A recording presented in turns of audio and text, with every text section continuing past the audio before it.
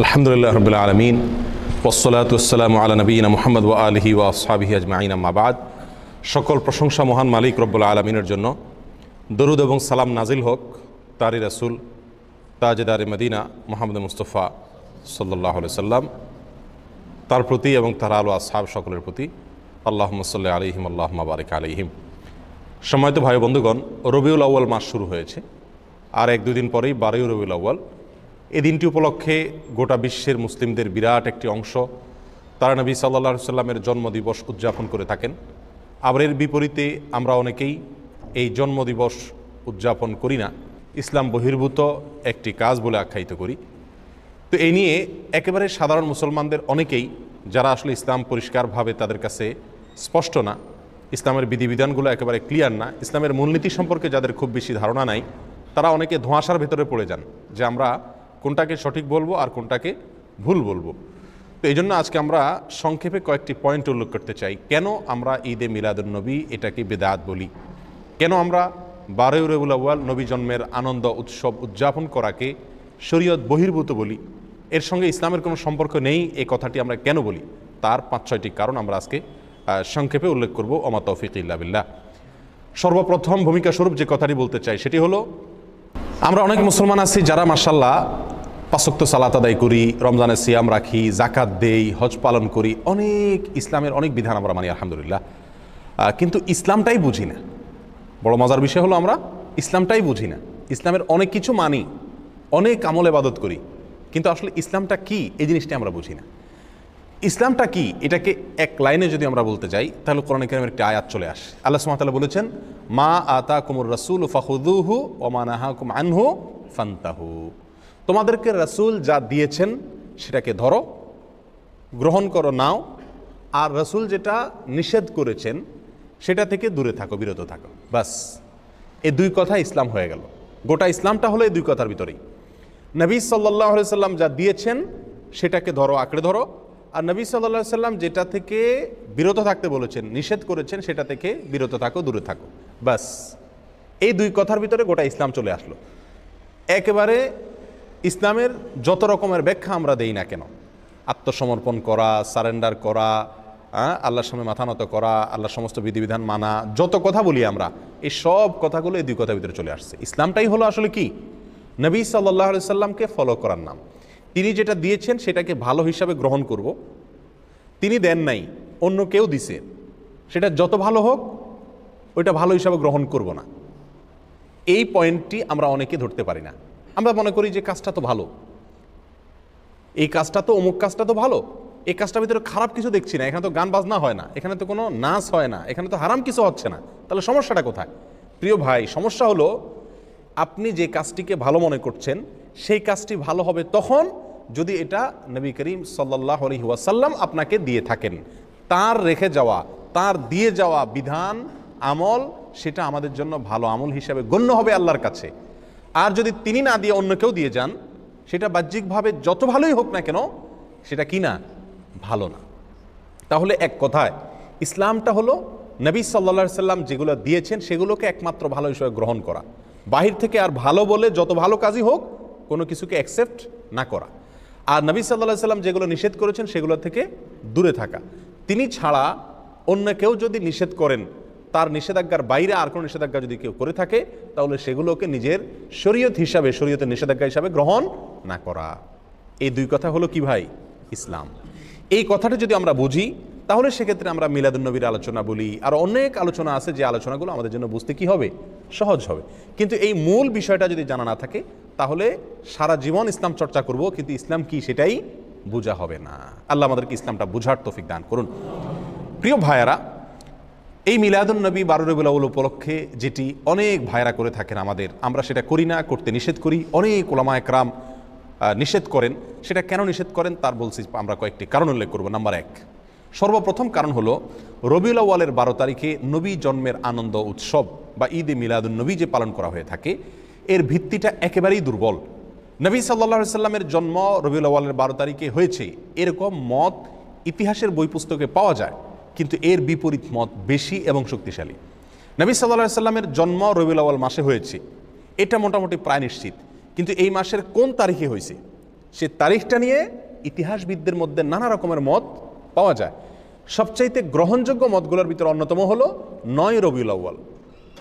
একেবারে সিরাতে ইবনে হিশাম থেকে নিয়ে রাহিকুল মখতুম পর্যন্ত হাল আমলের নবী সাল্লাল্লাহু আলাইহি সাল্লামের জীবনী, তার জীবন আদর্শের উপরে, তার জীবন চরিত্রের উপরে যত গ্রন্থ রচিত হয়েছে, তার জন্ম বৃত্তান্ত, তার জন্মের তারিখ নিয়ে যত বিশ্লেষণ আছে, তার সবগুলোকে যদি আপনি অ্যানালাইসিস করেন তাহলে দেখবেন যে মোটামুটি রবিউল আউয়াল মাসের 9 তারিখ, 11 তারিখ, 12 তারিখ, বিভিন্ন তারিখ ইতিহাসে কিতাবগুলোতে আসছে। অর্থাৎ রবিউল আউয়ালের 12 তারিখেই তিনি জন্মগ্রহণ করেছেন, এই বিষয়টি কি না? চূড়ান্ত না। ইতিহাসের বইতে এক একটাতে এক এক রকম আছে। তবে প্রায় সমস্ত ইতিহাসবিদরা একমত যে নবী সাল্লাল্লাহু আলাইহি সাল্লামের মৃত্যু হয়েছিল রবিউল আউয়ালের 12 তারিখে। অর্থাৎ রবিউল আউয়ালের 12 তারিখে নবী সাল্লাল্লাহু আলাইহি সাল্লামের ওয়াফাত দিবস, তার মৃত্যু দিবস, এতে কোনো কি নাই? সন্দেহ নাই। কিন্তু ওই দিনে তার জন্ম হয়েছিল কিনা, না অন্য কোনো দিনে হয়েছিল, এটা নিয়ে কি আছে? সন্দেহ আছে, বিভিন্ন মত আছে। এখন কেউ প্রশ্ন করতে পারেন, নবী সাল্লাল্লাহু আলাইহি সাল্লামের জন্মের তারিখটা নিয়ে কেন ইতিহাসবিদদের মধ্যে দ্বিমত দেখা দিল? তার মৃত্যু তারিখটা নিয়ে সবাই নিশ্চিত যে ওই দিনে মৃত্যু হয়েছে, কিন্তু জন্ম তারিখটা নিয়ে কেন সন্দেহ দেখা দিল? এর কারণ হলো, প্রিয় ভাইয়েরা, নবী সাল্লাল্লাহু আলাইহি সাল্লাম যখন জন্মগ্রহণ করেছেন তখন কিন্তু তিনি মহামানব হিসাবে সাধারণ মানুষের কাছে প্রসিদ্ধ পরিচিত ছিলেন না। মক্কাতে অন্য 10টা শিশুর মতো আরেকটা শিশুর জন্ম হয়েছে, যার কারণে তার জন্ম তারিখ সংরক্ষণের ব্যাপারে সাধারণ মানুষের তেমন কোনো কৌতূহল বা আগ্রহ ছিল না। এই জন্য তার জন্মের অ্যাকচুয়াল তারিখটা কি রবিউল আউয়াল 12 তারিখ, না 9 তারিখ, না অন্য কোনো তারিখ, সেটা নিয়ে ইতিহাসবিদদের ভিতরে নানা রকম মত দেখা দিয়েছে। কিন্তু এর বিপরীতে তিনি যেদিন মৃত্যুবরণ করেছিলেন সেদিন কিন্তু তিনি মহামানব। সেদিন লক্ষ লক্ষ মানুষ তাকে ফলো করে, সারা পৃথিবী তাকে চিনে। অতএব তার মৃত্যুর দিনটা সকলেই সংরক্ষণ করছে। তাহলে আমরা যে জিনিসটি জানতে পারলাম এই কথা থেকে, সেটা হলো রবিউল আউয়ালের 12 তারিখ যে নবী সাল্লাল্লাহু আলাইহি সাল্লামের জন্মের দিনকে ধার্য করে এই দিন উপলক্ষে বিভিন্ন ঘটা করে অনুষ্ঠান করা হয়ে থাকে, উৎসব পালন করা হয়ে থাকে, এবং বলা হয় এটা সাইয়্যিদুল আয়াদ, যত ঈদ আছে সকল ঈদের সেরা ঈদ নাকি বিশ্বনবীর জন্ম ঈদ।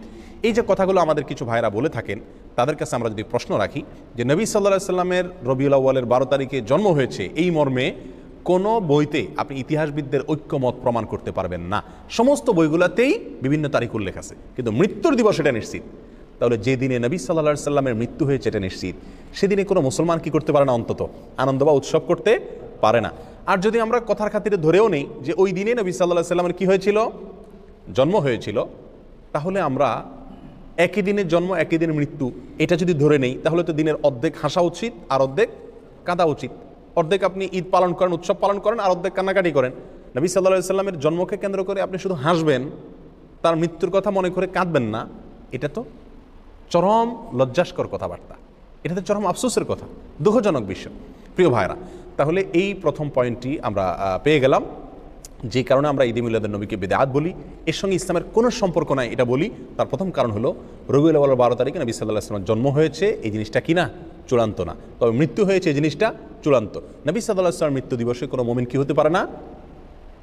খুশি হতে পারে না, আনন্দ বা উৎসব করতে পারে না। এটা হলো প্রথম কথা। নাম্বার 2, নবী সাল্লাল্লাহু আলাইহি সাল্লাম তিনি নিজে তার জন্মদিবস পালন করেছেন নাকি করেন নাই? কোন সাহাবী তার জন্মদিবস, নবী সাল্লাল্লাহু আলাইহি সাল্লামের জন্মদিবস পালন করেছেন নাকি করেন নাই? এবং বড় বড় সাহাবী, সিনিয়র সাহাবী যারা খোলাফা রাশেদা সহ অন্যান্য যারা ছিলেন, তারা সকলে, তাদের পরবর্তীতে তাবিন, তাবিন, কেউ কি কোনো কালে 3টি 70 যুগের কোনো কালে কি এই নবী সাল্লাল্লাহু আলাইহি সাল্লামের জন্মের তারিখ উপলক্ষে কোনো উৎসব করা, ফুর্তি করা, অনুষ্ঠান করার কোনো প্রথা, রেওয়াজ, সিস্টেম সেই সমস্ত যুগে ছিল কিনা? এর কথার এক কথায় উত্তরে আমরা বলবো, কোনো বইতে, ইতিহাসের কোনো বইতে, হাদিসের কোনো বইতে, কোরআনে তো নাই, কোনো জায়গায় একটি জাল বর্ণনাও নাই। কোনো ভাইরা দেখাতে পারবেন না। যেসব ভাইরা মনে করেন সঠিক, তারা মেহরবানি করে কিতাবপত্র ঘেটে একটি সূত্র বের করুন, যে সূত্রে পাওয়া যায় যে নবী সাল্লাল্লাহু আলাইহি সাল্লামের জন্মদিবস বা জন্ম তারিখ এটা উদযাপন উপলক্ষে রবিউল আউয়ালের 12 তারিখে বা বছরের কোনো একটা দিনে সাহাবায়ে কেরাম, নবী সাল্লাল্লাহু আলাইহি সাল্লাম নিজে অথবা তার পরবর্তী তাবিন কোনো যুগে কেউ কোনো ধরনের অনুষ্ঠান করেছেন অথবা কোনো ধরনের উৎসব করেছেন, এরকম কোনো বর্ণনা কোনো হাদিসের কিতাবে, কোনো ইতিহাসের কিতাবে জাল, জয়ীফ, মিথ্যা, বানোয়াট বর্ণনাও নেই। দুর্বল সত্য তো পরের কথা, কোনো জাল, জয়ীফ, মিথ্যা, বানোয়াট বর্ণনাও নাই। এরকম একটি অস্তিত্বহীন, সম্পূর্ণ এরকম একটি ভুয়া এবং ভিত্তিহীন বিষয় হলো এই মিলাদুন নবী পালন করা। প্রিয় ভাইয়ারা, নবী সাল্লাল্লাহু আলাইহি সাল্লামের জন্মের পরে তিনি 63 বছর বেঁচে ছিলেন। তার মৃত্যুর পরে সাহাবা একরাম প্রায় 100 বছর বেঁচে ছিলেন।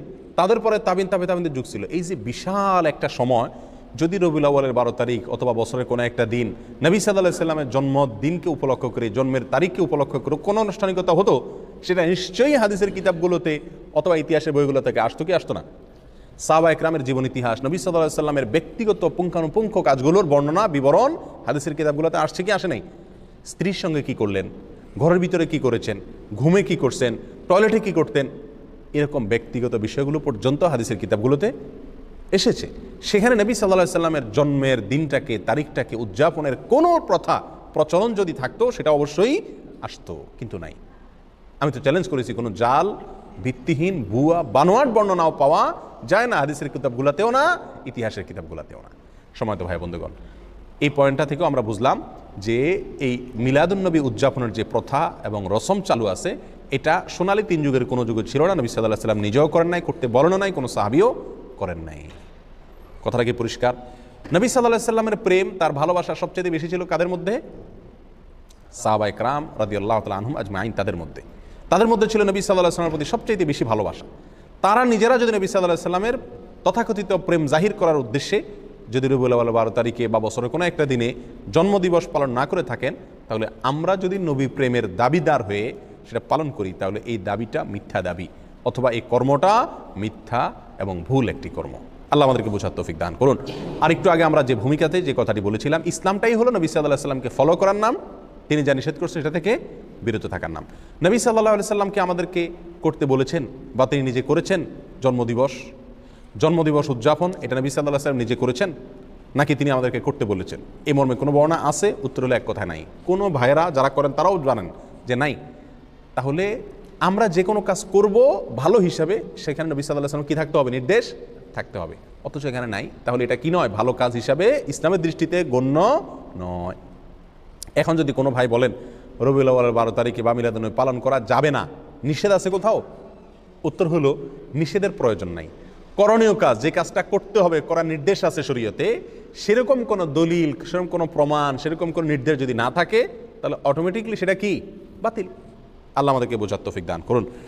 নাম্বার 3, আমাদের যে সমস্ত ভাইরা মিলাদুন্নবী উদযাপন করে থাকেন, তারা বলেন যে মিলাদুন্নবী তথা রবিউল আউয়াল 12 তারিখ এটা হলো সাইয়্যিদুল আয়াদ, অর্থাৎ নবী সাল্লাল্লাহু আলাইহি সাল্লামের জন্মদিবসের উপলক্ষে যে খুশি উদযাপন করা হয়, এটা নাকি সকল ঈদের সেরা ঈদ।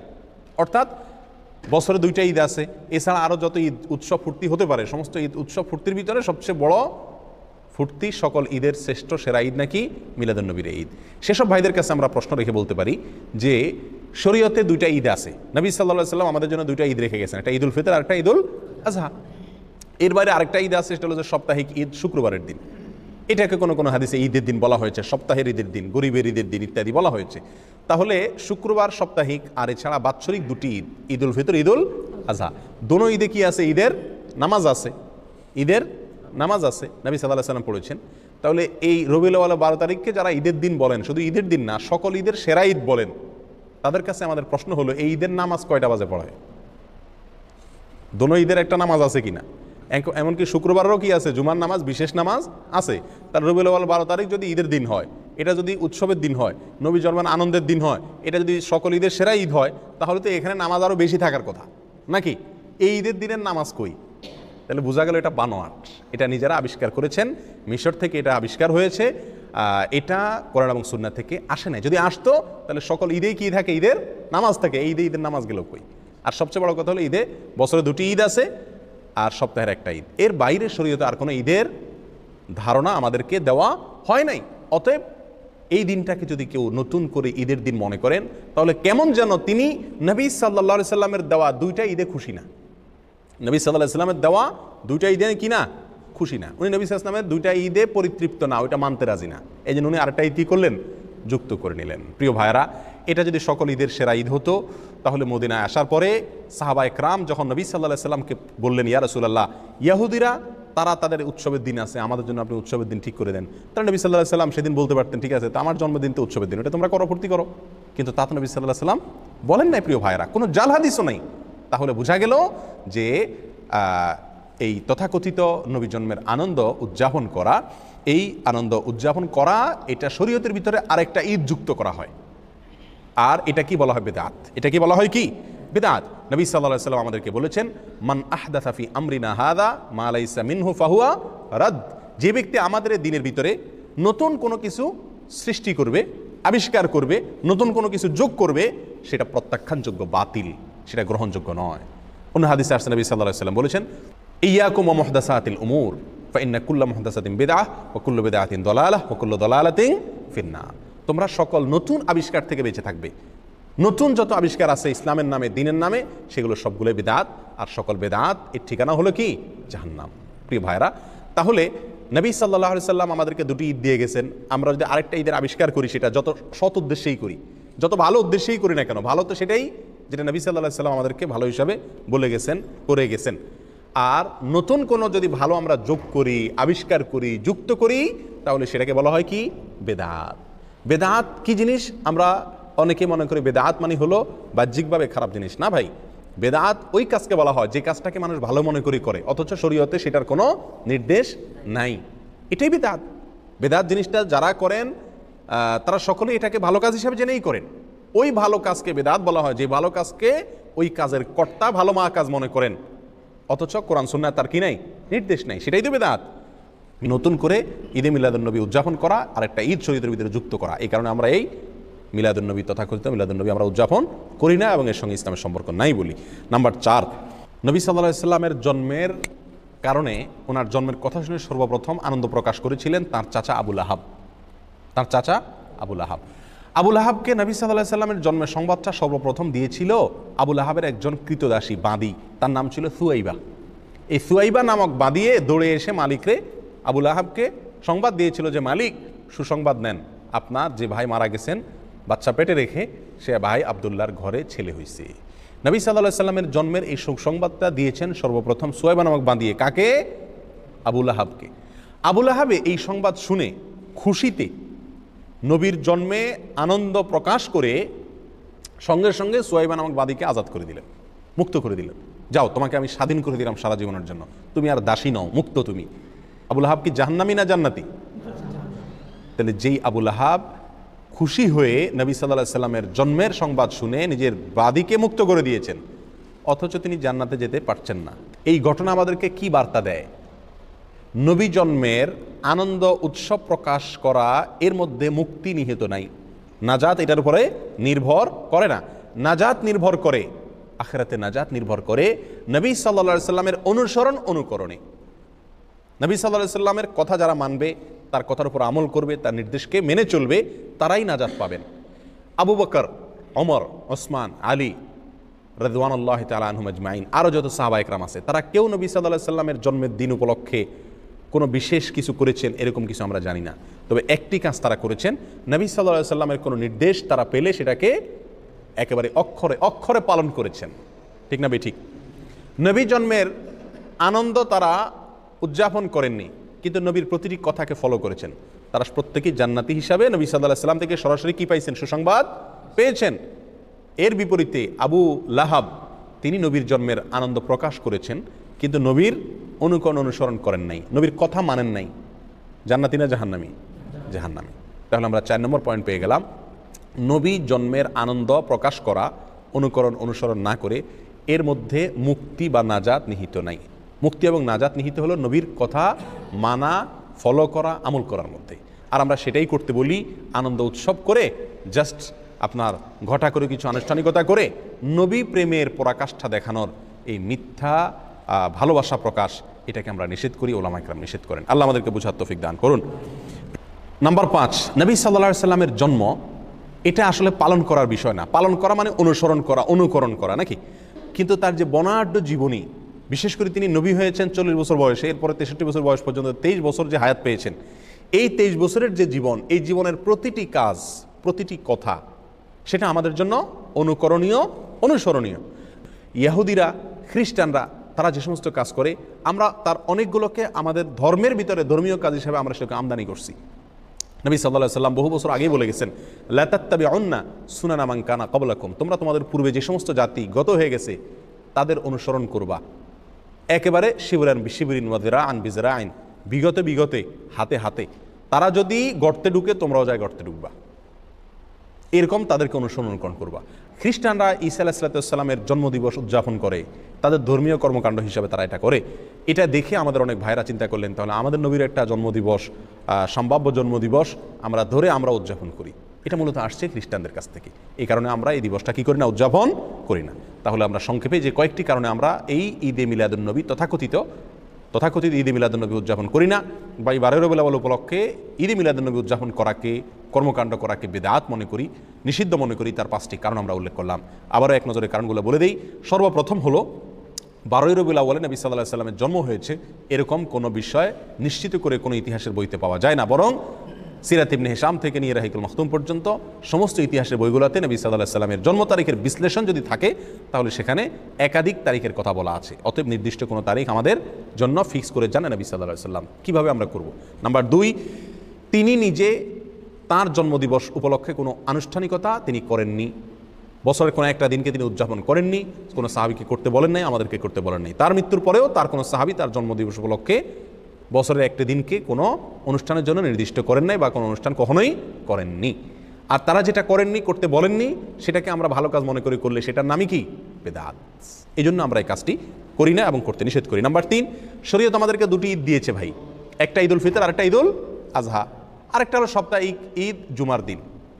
এর বাইরে বছরে আরেকটি ঈদ যদি কেউ নতুন করে যুক্ত করে তাহলে সেটা হবে শরীয়তের ভিতরে নতুন করে সংযোজন, আর শরীয়তের ভিতরে নতুন কোনো সংযোজন এটা গ্রহণযোগ্য না, পরিত্যাজ্য। নবী সাল্লাল্লাহু আলাইহি ওয়াসাল্লাম বলেছেন, মান আহদাসা ফি আমরিনা হাযা মা লাইসা মিনহু ফাহুয়া রাদ। যদি কেউ আমাদের এই দিনের ভিতরে নতুন কিছু সংযুক্ত করে যেটা আমি বলি নাই, করি নাই, সেটা রদ অর্থাৎ প্রত্যাখ্যানযোগ্য, সেটা বাতিল। প্রিয় ভাইরা, নাম্বার 4, নবী জন্মের আনন্দ প্রকাশ করার ভিতরে নাজাত নিহিত নাই, মুক্তি নিহিত নাই। নবীর কথা অনুসরণ করা, ফলো করার ভিতরে মুক্তি নিহিত। নবী সাল্লাল্লাহু আলাইহি ওয়াসাল্লামের আপন চাচা আবু লাহাব, তিনি নবীর জন্মে আনন্দিত হয়ে তার নিজের বাদীকে মুক্ত করে দিয়েছেন। অথচ আমরা তো নবীর জন্মে আনন্দিত হয়ে বড় জোর জিলাপি দেই, খিচুড়ি দেই, এর বেশি কিছু করি না। আর আবু লাহাব নিজের বাদীকে মুক্ত করে দিয়েছেন, বাদী অনেক দাম ছিল তখন। এই দামি বাদী তিনি মুক্ত করে দিয়েছেন, তারপরও তার মুক্তি হয়নি, তার নাজাত হয়নি। কেন? কারণ তিনি নবী সাল্লাল্লাহু আলাইহি ওয়াসাল্লামের ফলো করেননি, তার কথা মানেন নাই। তাহলে বোঝা গেল নবীর জন্মের আনন্দ উদযাপনের মধ্যে মুক্তি নিহিত নাই। মুক্তি নিহিত আছে কোথায় ভাই? নবীর অনুকরণ করার ভিতরে সাল্লাল্লাহু আলাইহি ওয়াসাল্লাম। নাম্বার 5, নবী সাল্লাল্লাহু আলাইহি ওয়াসাল্লামের জন্ম এটা আসলে পালনের কোনো বিষয় না, এটা আসলে পালন করার কোনো বিষয় না। নবী সাল্লাল্লাহু আলাইহি ওয়াসাল্লামের জীবনী, তার সিরাত, নবী হওয়ার পর থেকে মৃত্যু পর্যন্ত যে 23 বছরের বিশাল জীবনী, এটা পালন করার বিষয়। অক্ষরে অক্ষরে প্রতিটা দিন, প্রতিটা মুহূর্ত, প্রতিটা কাজ, প্রতিটা নির্দেশ আমাদেরকে ফলো করার মতো বিষয়। অতএব নবী জন্মের আনন্দ যেটা খ্রিস্টানরা করে তাদের নবীর ঈসা আলাইহিস সালামের, ওইটাকে আমদানি করে ইসলামের ভিতরে প্রবেশ করানো হয়েছে। আমাদের নবীর জন্ম উপলক্ষে কোনো উৎসবের কথা আমাদেরকে শরীয়ত বলে নেই। আর এই সমস্ত কারণে আমরা কি করি না? এই তথাকথিত ঈদে মিলাদুন্নবী এটা উদযাপন করি না। আর আমরা এটা না করার কারণে, এটাকে আমরা বেদাত বলার কারণে আমাদের সে সমস্ত ভাইরা যারা এগুলো উদযাপন করেন তারা বলেন এগুলো নবীর দুশ্মন। আমরা নাকি কি? নবীর দুশ্মন। ওনারা নাকি নবীর প্রেমিক। এখন আমাদের একটা মিটার দরকার, যে মিটার দিয়ে আমরা মাপতে পারবো কে আসলে নবীর দুশ্মন আর কে আসলে নবীর প্রেমিক। তো কয়েকটা মিটার কোরআন এবং হাদিসের আলোকে আমরা পাই। তার ভিতরে 1 নম্বর মিটার হলো নবী সাল্লাল্লাহু আলাইহি ওয়াসাল্লামের কথা মানা। এটা হলো নবীর প্রেমের প্রমাণ। নবী প্রেমের প্রমাণ হলো কি? নবী সাল্লাল্লাহু আলাইহি ওয়াসাল্লামের কি করা? অনুকরণ করা, অনুসরণ করা। সূরা আলে ইমরানের ভিতরে আল্লাহ সুবহানাহু ওয়া তাআলা বলেছেন যে কুল ইন কুনতুম তুহিব্বুনাল্লাহ ফাত্তাবিউনি ইউহিব্বুকুমুল্লাহ। হে রাসূল, আপনি বলে দিন, কোরআনে বলছেন আল্লাহ তাআলা, আপনি বলে দিন যদি তোমরা আল্লাহকে ভালোবাসো, তোমাদের ভিতরে যদি আল্লাহ প্রেম থাকে, আল্লাহর প্রতি ভালোবাসা থাকে, ফাত্তাবিউনি, তাহলে তোমরা আমার কি করো? অনুকরণ, অনুসরণ করো। নবী সাল্লাল্লাহু আলাইহি ওয়াসাল্লাম বলছেন তোমাদের ভিতরে যদি আল্লাহর প্রতি ভালোবাসা থাকে তাহলে আমার অনুকরণ করো। বলেন নাই যে আল্লাহর প্রতি ভালোবাসা থাকলে আমার জন্মদিবস উদযাপন করো, এটা বলেন নাই। কি বলছেন? তোমাদের যদি আল্লাহর প্রতি ভালোবাসা থাকে তাহলে আমাকে ফলো করো, আমি যেভাবে চলতে বলি সেভাবে চলো, জীবনটাকে সেভাবে সাজাও। তাহলে নবীর কথা অনুযায়ী চলতে বলছেন আল্লাহ তাআলা। যদি আল্লাহর প্রেমের আমরা দাবি রাখি তাহলে ভালোবাসা এবং প্রেমের কথা যেখানে আসছে সেখানে আল্লাহ তাআলা অনুকরণ করতে বলছেন। আর আমরা প্রেম প্রমাণ করি কি দিয়া? ঈদে মিলাদুন্নবীর জিলাপি খায়া। প্রিয় ভাইয়ারা, র্যালি বের করে শরীয়তে যত ইবাদত আছে এই সমস্ত র্যালি আর মিছিল বের করার কোনো প্রথা শরীয়তে আছে? আপনি নামাজ, রোজা, হজ, যাকাত যত ইবাদত শরীয়তে আছে, এই ইবাদতের সাথে এই যে মিলাদুন্নবী উপলক্ষে যে র্যালি বের করা হয় এর কোনো মিল আপনারা দেখেন? রবিউল আউয়াল 12 তারিখে মিছিল বের করে না? সকল ঈদের সেরা ঈদ, বিশ্বনবীর জন্ম ঈদ, এই সমস্ত লেখা টেখা নিয়া কুলার ভিতরে লেখে, বিভিন্ন কিছুর ভিতরে লেখে, বিভিন্ন রকমের আপনার কার্টুন মাটুন সাথে নিয়া পালকি মালকি নিয়া রাস্তায় নামে, সমস্ত মিডিয়াগুলো ফলাও করে প্রচার করে।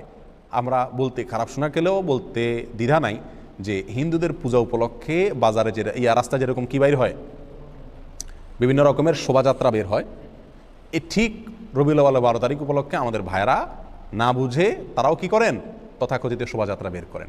একবার হুবহু হিন্দুদের শোভাযাত্রার অবিকল মিল। আপনি কোরআন এবং সুন্নাহর কোথায় পাইছেন যে আপনাকে আনন্দ উদযাপনের জন্য রাস্তায় বের করতে বা মিছিল বের করতে হবে?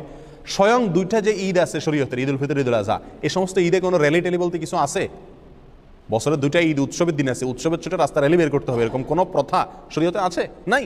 তাহলে নবী সাল্লাল্লাহু আলাইহি ওয়াসাল্লামের জন্মদিন উপলক্ষে যে আপনি র্যালি বের করছেন, এটি রাজনৈতিক প্রোগ্রামের অনুকরণ, এটি হিন্দুদের বিভিন্ন শোভাযাত্রার অনুকরণ, এর সাথে ইসলামের কোনো কি নাই, সম্পর্ক নাই। নবী প্রেমের পরীক্ষায় যদি আপনি উত্তীর্ণ হতে চান তাহলে আপনাকে নবী সাল্লাল্লাহু আলাইহি ওয়াসাল্লামের কি করতে হবে? নির্দেশকে ফলো করতে হবে। আল্লাহ বলেছেন সূরা আলে ইমরানে, যদি তোমরা আল্লাহকে ভালোবাসো ফাত্তাবিউনি, রাসূলকে বলে দিয়েছেন আল্লাহ বলতে, যেন রাসূলের কি করেন আমরা অনুকরণ করি। তাহলে অনুসরণ করার সাথে প্রেমের সম্পর্ক, জন্মদিবস পালন করার সাথে কি নাই? প্রেমের সম্পর্ক নাই। নাম্বার 2, নবী সাল্লাল্লাহু আলাইহি ওয়াসাল্লাম বলেছেন লা ইউমিনু আহাদুকুম হাত্তা আকুনা আহাব্বা ইলাইহি মিন ওয়ালাদিহি ওয়া ওয়ালিদিহি ওয়ান নাসি আজমাইন। তোমাদের কেউ ততক্ষণ পর্যন্ত ইমানদার হতে পারবে না যতক্ষণ পর্যন্ত তার সন্তান, বাবা, সকল মানুষ, বুখারী মুসলিম এক হাদিসে আসছে, নিজের জীবনের চাইতে আমি বেশি প্রিয় না হব, অর্থাৎ রাসূল বেশি প্রিয় না হব। তাহলে ভাই আমাদের রাসূলের প্রতি করণীয় হলো আমরা তাকে ভালোবাসা, তাকে কি করা? ভালোবাসা, জীবনের চাইতে বেশি ভালোবাসা। আর এই ভালোবাসা প্রকাশের উপায় হলো তার অনুসরণ করা। নাম্বার 2, নবী সাল্লাল্লাহু আলাইহি ওয়াসাল্লামের প্রতি ভালোবাসা প্রকাশের মাধ্যম হলো দুরূদ প্রেরণ করা। সকাল সন্ধ্যা উঠতে বসতে বেশি বেশি দুরূদ পাঠ করা। বহু হাদিসে তিনি দুরূদ বেশি বেশি করে করতে বলেছেন। আকসিরুস সালাতে আলাইয়া, তোমরা আমার প্রতি বেশি বেশি দুরূদ পাঠ করো, নবী সাল্লাল্লাহু আলাইহি ওয়াসাল্লাম বলে গেছেন। তাহলে তার প্রতি ভালোবাসা প্রকাশের দ্বিতীয় মাধ্যম হলো কি করা ভাই? দুরূদ বেশি বেশি প্রেরণ করা। নাম্বার 3, আপনি যদি নবীর জন্ম উপলক্ষে কিছু করতে চান তাহলে একটা করণীয় আপনার জন্য আছে, সেটা হলো নবী সাল্লাল্লাহু আলাইহি ওয়াসাল্লামের জন্মের তারিখটা ইতিহাসের বইতে এক একটাতে এক এক রকম থাকলেও নবী সাল্লাল্লাহু আলাইহি ওয়াসাল্লামের জন্মের দিবস, দিনটা কোন দিনে তার জন্ম হয়েছে এই জিনিসটা কিন্তু চূড়ান্ত নির্দিষ্ট, সবাই জানেন। সহিহ মুসলিমের হাদিসে আসছে নবী সাল্লাল্লাহু আলাইহি ওয়াসাল্লাম সোমবারে তিনি রোজা রাখতেন, বৃহস্পতিবার রোজা রাখতেন। তো সোমবারের রোজা প্রসঙ্গে তাকে জিজ্ঞাসা করা হয়েছিল আপনি কেন রোজা রাখেন? তিনি বলেছিলেন যে যাকা ইয়াউমুন ওয়ালিদতু ফীহ, এটা এমন একটা দিন, এই দিনে আমার জন্ম হয়েছিল। তাহলে সোমবারে নবী সাল্লাল্লাহু আলাইহি ওয়াসাল্লামের জন্ম হয়েছিল, এটা মোটামুটি চূড়ান্ত এবং নিশ্চিত, এবং এটা কোথায় আছে? সহিহ মুসলিমে আছে। প্রিয় ভাইরা, তাহলে নবী সাল্লাল্লাহু আলাইহি ওয়াসাল্লামের জন্মের দিনটা জানা সবাই নির্দিষ্ট, তারিখটা কি না? নির্দিষ্ট না। আর সেদিন উপলক্ষে তিনি কি করছেন? রোজা রাখছেন। সোমবার উপলক্ষে তিনি কি করছেন? রোজা রাখছেন। আর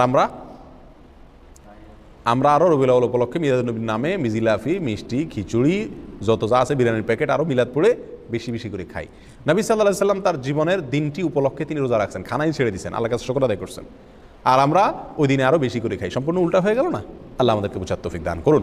প্রিয় ভাইয়েরা, তাহলে নবী সাল্লাল্লাহু আলাইহি ওয়াসাল্লামের জন্ম উপলক্ষে যদি আপনি কিছু করতে হয় তাহলে বছরে একদিন না, প্রতি সপ্তাহে করতে হবে। সেটা কি? সোমবারের রোজা প্রতি সপ্তাহে করতে হবে, এবং সেটা কি? সোমবারের রোজা রাখতে হবে।